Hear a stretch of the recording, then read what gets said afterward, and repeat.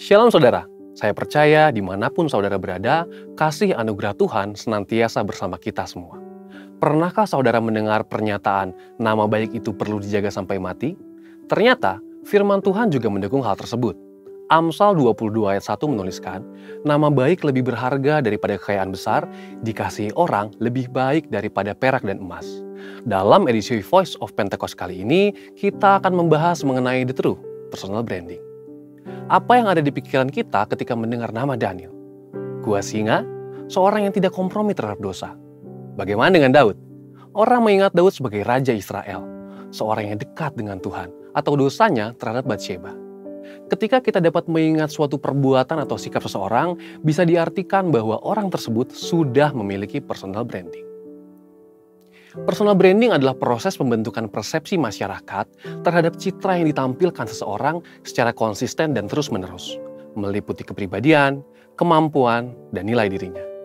Misalnya ada seorang pendeta yang dikenal oleh masyarakat sebagai pendeta yang banyak melayani keluarga. Maka orang yang sedang bermasalah dalam keluarganya tidak ragu untuk datang minta dilayani oleh pendeta tersebut. Ada orang yang dikenal dermawan karena suka memberikan bantuan. Bahkan ada juga orang yang terkenal pelit karena memang pelit. Statement-statement itu menunjukkan personal branding yang dimiliki orang-orang tersebut di tengah masyarakat. Seorang marketing consultant, John Jantsch, mengatakan bahwa personal branding adalah seni untuk dikenal, disukai, dan dapat dipercaya. Apakah orang percaya perlu memiliki personal branding? Tentu saja. Ketika seseorang dikenal sebagai orang yang baik dan dapat dipercaya, maka orang lain akan mudah memberikan kepercayaan dalam berbagai hal. Contohnya dalam bisnis. Personal branding yang baik akan membantu kita dalam menjalani kehidupan yang pada hakikatnya selalu terkoneksi dengan orang lain. Jadi, bagaimana kita membangun personal branding? Alkitab menuliskan tentang Daniel, seorang pemuda Yehuda yang dibuang ke negeri Babel. Dengan personal branding yang dibangunnya, Daniel diangkat menjadi wakil raja di suatu negeri asing. Bahkan, Daniel memiliki jabatan itu dalam pemerintahan 3 orang raja yang berbeda. Daniel bisa memiliki personal branding yang sangat kuat karena beberapa alasan berikut. 1. Daniel menjaga kekudusan. Di Babel, Daniel dan teman-temannya diberi makanan dan minuman dari santapan raja. Namun, Daniel menolaknya karena itu dapat membuat mereka cemar. Daniel berketetapan untuk menjaga kekudusannya sebagai umat Tuhan. Ini adalah hal yang menyenangkan hati Tuhan. Yang kedua, Daniel intim dengan Tuhan. Dituliskan bahwa Daniel berlutut, berdoa, dan memuji Allah 3 kali sehari menghadap ke arah Yerusalem. Ini adalah gambaran kehidupan yang intim dengan Tuhan. Seorang dengan posisi dan tanggung jawab untuk menjalankan pemerintahan seperti Daniel pasti sangat sibuk. Tetapi Daniel konsisten dalam segala situasi untuk memberikan waktunya, berdoa, memuji, dan menyembah Tuhan. Yang ketiga, Daniel dipenuhi roh Tuhan. Daniel dapat melakukan hal-hal besar karena dipenuhi roh Tuhan. Ada perkara-perkara yang tidak dapat dilakukan oleh manusia, tetapi Daniel oleh pertolongan Tuhan dapat melakukannya. Contohnya adalah menafsirkan mimpi orang lain.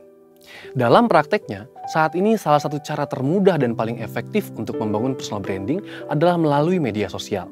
Sebut saja Instagram, Facebook, YouTube, Twitter, TikTok, dan platform media sosial lainnya. Dengan teknologi, kita dapat menunjukkan pada seluruh dunia minat dan talenta apa yang kita miliki, apa saja kemampuan kita, usaha atau bisnis yang kita geluti, dan apa panggilan kita dalam Tuhan. Tentu kita juga dapat menyaksikan berkat-berkat apa saja yang Tuhan sudah berikan. Namun, dalam hal ini, kita perlu memperhatikan motivasi kita. Tidak jarang kegiatan membangun personal branding di media sosial dikaitkan dengan kegiatan menyombongkan diri sendiri. Contoh, saat kita ingin membangun personal branding sebagai seorang yang tertarik akan dunia fashion. Awalnya, kita dapat mulai membuat konten-konten dengan berbagai fashion yang kita miliki. Nah, karena melakukan hal itu, mungkin ada orang-orang yang menganggap bahwa kita sedang pamer atau menyombongkan diri. Dalam hal rohani, kita dapat memposting ayat-ayat firman Tuhan yang kita baca hari ini, foto saat kita beribadah di gereja, atau video saat kita bersama-sama melayani sesama. Yang perlu diingat, yuk kita perhatikan motivasi kita adalah untuk memuliakan Tuhan. Jadi, semakin orang-orang mengenal personal branding kita, semakin banyak orang-orang yang dapat kita layani sesuai dengan talenta dan panggilan kita. Pada akhirnya, saat kita memiliki personal branding yang baik, apapun yang kita sampaikan dalam konteks memberitakan Injil dan memuridkan akan lebih mudah untuk diterima. Untuk penjelasan lebih lengkap dari tim teologi kami, silakan buka link yang ada di atas atau scan QR Code yang tersedia. Tuhan Yesus memberkati.